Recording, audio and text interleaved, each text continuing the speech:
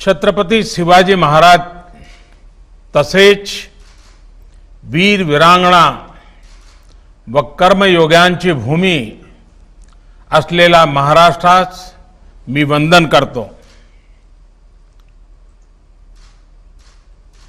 मैं राधाकृष्ण विखे पाटिल जी, उनके परिवार और अहमदनगर के सभी साथियों का हृदय से बहुत आभारी हूं, जिन्होंने मुझे इस पुण्य अवसर से जुड़ने के लिए आमंत्रित किया। पहले तो वहां आना तय हुआ था, आप सबके बीच इस अवसर में शरीक होना था, लेकिन कोरोना के कारण आज वर्चुअली इस कार्यक्रम को करना पड़ रहा है।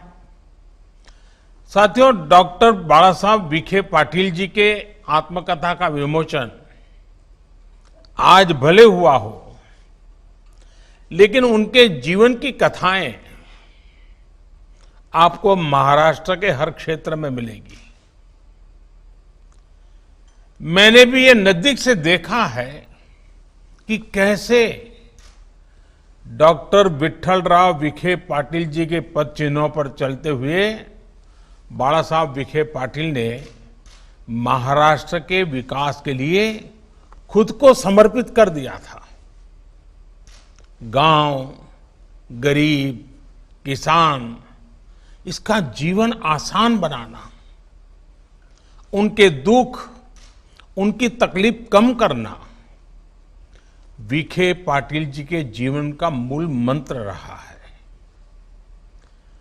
अपनी आत्मकथा में भी उन्होंने लिखा है, मी स्वतः सत्तेपासून वा राजकारणापासून अलिप्त राहिलो नाही, मात्र समाजासाठीच राजकारण आणि सत्ता हे पथ्य भी कायम सांभाळलं।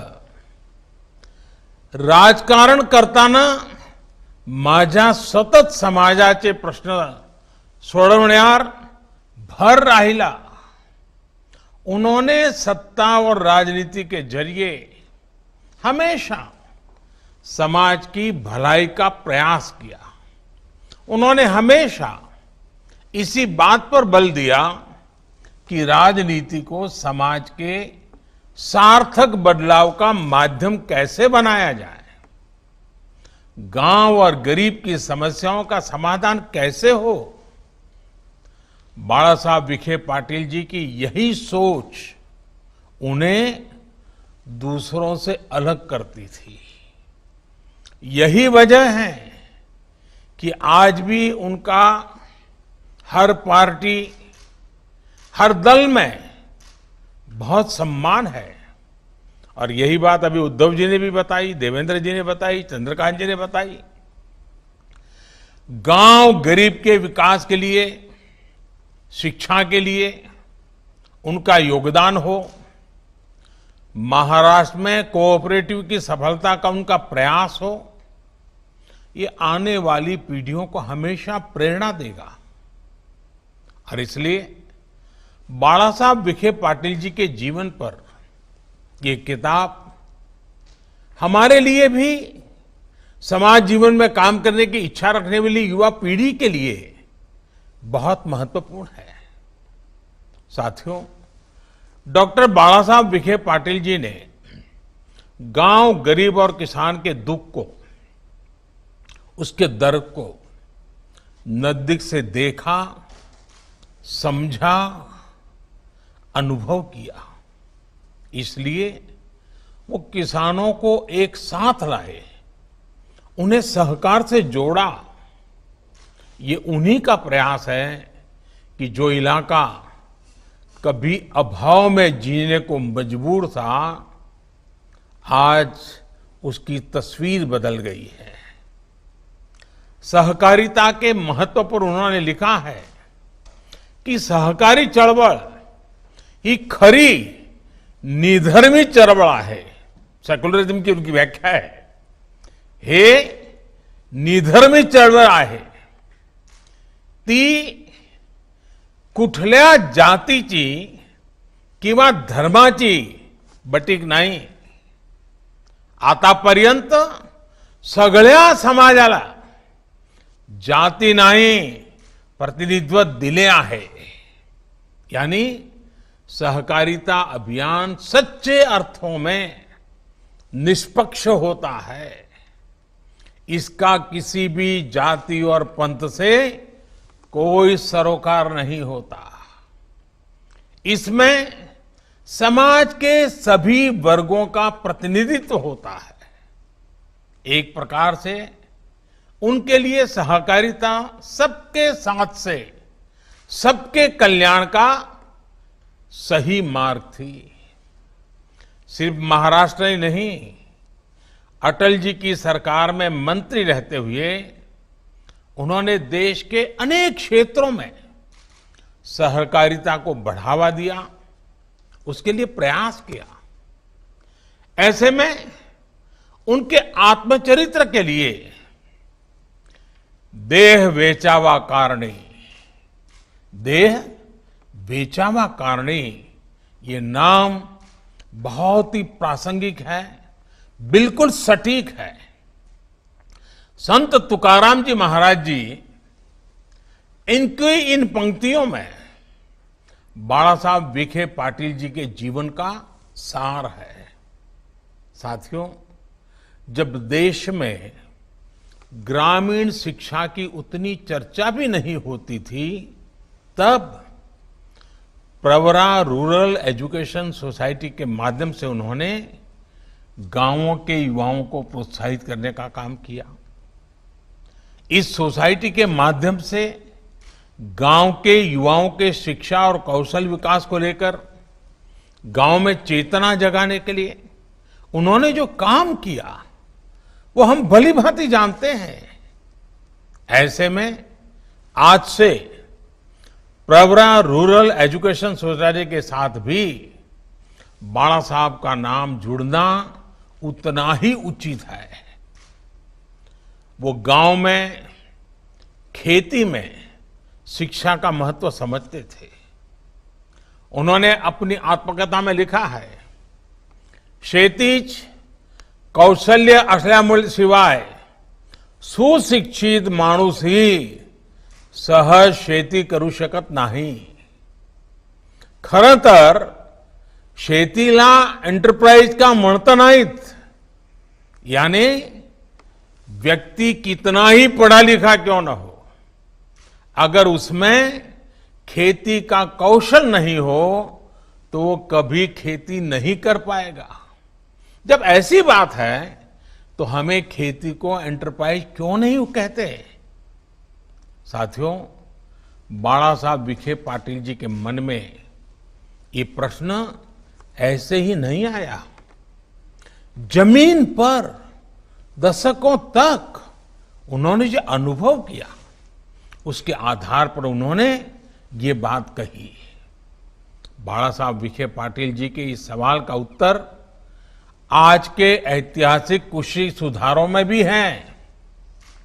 आज खेती को, किसान को अन्नदाता की भूमिका से आगे बढ़ाते हुए उसको उद्यमी बनाने, एंटरप्रेन्योरशिप की तरफ ले जाने के लिए अवसर तैयार किए जा रहे हैं.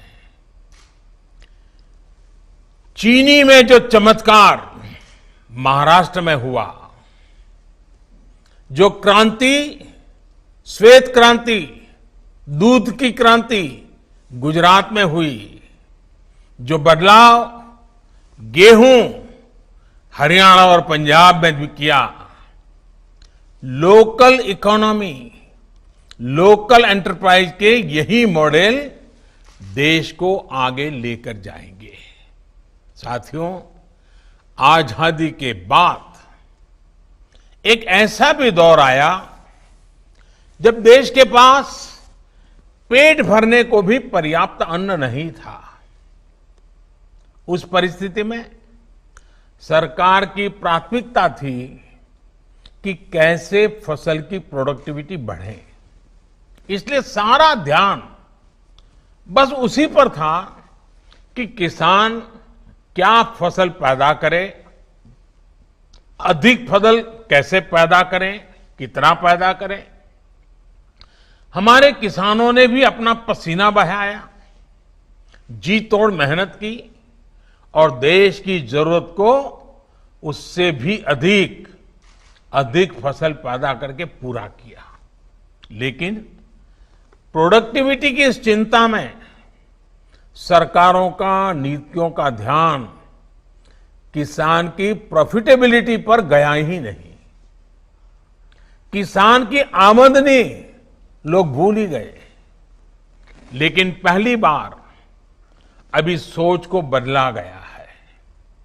देश ने पहली बार किसान की आय की चिंता की है, उसकी आय बढ़ाने के लिए निरंतर प्रयास किया है। चाहे वो एमएसपी को लागू करने, एमएसपी को बढ़ाने का फैसला हो, यूरिया की नीम कोटिंग हो, बेहतर फसल बीमा हो, सरकार ने किसानों की हर छोटी छोटी दिक्कतों को दूर करने का प्रयास किया है। पीएम किसान सम्मान निधि योजना से किसानों को छोटे छोटे खर्चे के लिए दूसरों के पास जाने की मजबूरी से मुक्ति दिलाई है। इस योजना के तहत 1 लाख करोड़ रुपए सीधे किसानों के बैंक खातों में ट्रांसफर किए जा चुके हैं। कोई बिचौलिया नहीं। इतना ही नहीं, cold chains, mega food parks और एग्रो प्रोसेसिंग इंफ्रास्ट्रक्चर पर भी अभूतपूर्व काम हुआ है।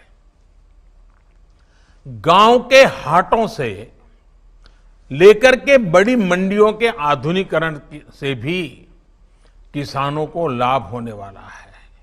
साथियों, बाला साहब विखे पाटिल जी कहते थे, शेती निसर्गाधारित केली जात होती, हे ज्ञान आज सांभाळून ठेवलं पाहिजे, तसेच नव्या आणि जुनाच्या मेळ तळी घातला पाहिजे। यानी पहले के समय खेतीबाड़ी प्राकृतिक स्थितियों को ध्यान में रखते हुए की जाती थी। पहले के उस ज्ञान को हमें संरक्षित रखना चाहिए। कृषि में नए और पुराने तौर तरीकों का मेल करना बहुत जरूरी है। नए और पुराने तौर तरीकों के मेल का बहुत सटीक उदाहरण है गन्ने की फसल, शुगर केन। अहमदनगर, पुणे और आसपास के क्षेत्र में तो ये और महत्वपूर्ण है। अब गन्ने से चीनी के साथ साथ इथेनॉल निकालने के लिए भी उद्योग लगाए जा रहे हैं। महाराष्ट्र में भी 100 के करीब ऐसे उद्योग चल रहे हैं और दर्जनों नए उद्योगों को जरूरी मदद की स्वीकृति भी मिल चुकी है। जैसे जैसे पेट्रोल में इथेनॉल की ब्लेंडिंग की क्षमता बढ़ेगी, वैसे वैसे तेल का जो पैसा बाहर जा रहा है वो किसानों की जेब में आया करेगा। साथियों, डॉक्टर बाला साहब विखे पाटिल जी महाराष्ट्र के गांवों की एक और समस्या के समाधान को लेकर हमेशा प्रयासरत रहे और जिसका भी विस्तार से वर्णन देवेंद्र जी ने अपने भाषण में किया। ये समस्या है पीने और सिंचाई के पानी की दिक्कत। महाराष्ट्र में पानी परिषदों के माध्यम से उन्होंने इस दिशा में एक जन आंदोलन खड़ा करने की कोशिश की थी। आज हम संतोष के साथ कह सकते हैं कि साल 2014 के बाद ऐसे प्रयासों को अभूतपूर्व बल दिया गया है और देवेंद्र जी की सरकार की तो पहचान ही इस पानी के काम के कारण गांव-गांव, घर-घर तक पहुंची हुई है। प्रधानमंत्री कृषि सिंचाई योजना के तहत महाराष्ट्र में बरसों से लटकी 26 परियोजनाओं को पूरा करने के लिए तेजी से काम किया गया। इनमें से 9 योजनाएं अब तक पूरी हो चुकी हैं। इनके पूरा होने से करीब करीब 5 लाख हेक्टेयर जमीन को सिंचाई की सुविधा मिली है। इसी तरह जुलाई 2018 में महाराष्ट्र की छोटी बड़ी 90 और सिंचाई परियोजनाओं पर काम शुरू किया गया था। अगले 2-3 साल में जब इन पर काम पूरा होगा तो करीब 4 लाख हेक्टेयर जमीन सिंचाई की सुविधा से जुड़ेगी। राज्य के 13 जिले ऐसे भी हैं जहां भूजल स्तर काफी कम है। इन जिलों में अटल भूजल योजना चलाई जा रही है। साथियों, सिर्फ सिंचाई ही नहीं, गांवों के हर परिवार को शुद्ध पेयजल पहुंचाने का काम भी महाराष्ट्र की धरती पर तेज गति से चल रहा है। जल जीवन मिशन के तहत बीते साल भर में महाराष्ट्र के 19 लाख परिवारों को शुद्ध जल की सुविधा दी जा चुकी है। इसमें से 13 लाख से ज्यादा गरीब परिवारों की, उन परिवारों को तो कोरोना महामारी के दौरान भी पानी पहुंचाने का काम पूरा किया गया है। कोशिश ये है कि जिस प्रकार घर घर शौचालय बनाकर जिस तरह बहनों बेटियों को सम्मान और सुविधा दी गई, उसी तरह नल से जल पहुंचाकर उनके समय और श्रम को भी बचाया जाए। और शुद्ध पानी स्वास्थ्य के लिए भी बहुत उपयोगी होता है। साथियों, गांवों की आर्थिक और सामाजिक व्यवस्था में माइक्रो फाइनेंस इसका विशेष रोल है। मुद्रा जैसी योजना से गांव में स्वरोजगारी की संभावनाएं बढ़ी हैं। यही नहीं, बीते सालों में देश में सेल्फ हेल्प ग्रुप से जुड़ी हुई करीब करीब 7 करोड़ बहनों को 3 लाख करोड़ रुपए से अधिक का ऋण दिया गया है। किसानों, पशुपालकों और मछुआरों को, तीनों को बैंकों से आसान ऋण मिल पाए, इसके लिए सभी को किसान क्रेडिट कार्ड की सुविधा दी गई है। लगभग 2.5 करोड़ छोटे किसान परिवार जो पहले किसान क्रेडिट कार्ड से वंचित थे, उनको अब अभियान चला करके ये सुविधा दी जा रही है। साथियों, गांव में रहने वालों में, गरीबों में जब विश्वास जगेगा, जब उनका आत्मविश्वास मजबूत होगा, तो आत्मनिर्भरता का संकल्प भी मजबूत होगा। गांवों में आत्मनिर्भरता का यही विश्वास बाला साहब विखे पाटिल जी भी जगाना चाहते थे, जीवन भर जगाते रहे थे। मुझे विश्वास है कि जो भी उनकी इस आत्मकथा को पढ़ेगा, उसके भीतर नई चेतना का संचार होगा। मैं फिर एक बार बाला साहब विखे पाटिल को आदरपूर्वक नमन करते हुए आप सबको भी बहुत बहुत शुभकामनाएं देता हूं। लेकिन मेरी बात समाप्त करने से पहले मैं एक बात जरूर आग्रह से कहना चाहूंगा, और महाराष्ट्र के लोगों से तो विशेष रूप से कहना चाहूंगा, कोरोना का खतरा अभी भी बना हुआ है। महाराष्ट्र में ये चिंता और जरा ज्यादा है, और इसलिए मेरी महाराष्ट्र के सभी नागरिक भाइयों बहनों से करबद्ध प्रार्थना है कि चेहरे पर मास्क, बार बार हाथ धोना, साफ सफाई रखना, 2 गज की दूरी, इन नियमों में बिल्कुल लापरवाही नहीं करनी है। हमें हमेशा याद रखना है, जब तक दवाई नहीं तब तक ढिलाई नहीं। हमें ये लड़ाई जरूर जीतनी है, जीतेंगे। फिर एक बार बाला साहब के पूरे परिवार को बहुत आदर के साथ, क्योंकि 4 पीढ़ी समाज सेवा में लगी रहे, ये छोटी बात नहीं है जी। और खुशी की बात यह है कि हर पीढ़ी ज्यादा कर रही है, अच्छा कर रही है। वरना हम जानते हैं कुछ पीढ़ियां ऐसी हैं, एक पीढ़ी के बाद दूसरी पीढ़ी थोड़ी कम ताकतवर नजर आती है, तीसरी पीढ़ी और कम नजर आती है, और धीरे धीरे डिटोरेशन दिखता है। जबकि बाला साहब के संस्कार ऐसे रहे हैं कि उनकी सब पीढ़ी उत्तरोत्तर अधिक शक्ति, अधिक अच्छे संस्कारों के साथ जन सेवा में लगे रहते हैं। ऐसे परिवार को भी आज प्रणाम करने का अवसर है। आप सबका बहुत बहुत आभार, धन्यवाद। Subscribe to our channel by clicking the subscribe button. Click the bell button and enjoy the latest uploads from our channel.